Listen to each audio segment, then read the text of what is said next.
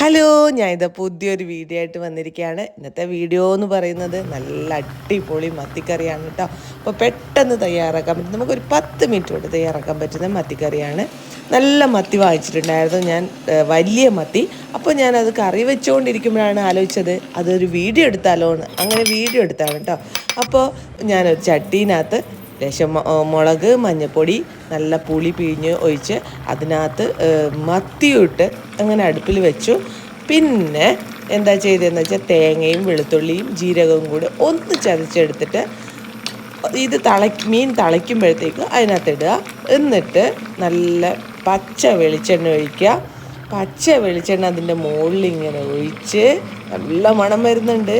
കുറച്ച് കറിവേപ്പിലയും കൂടി അങ്ങനെ ഇട്ടിട്ട് നല്ല സ്റ്റൈലായിട്ടോ കാണാനായിട്ട്.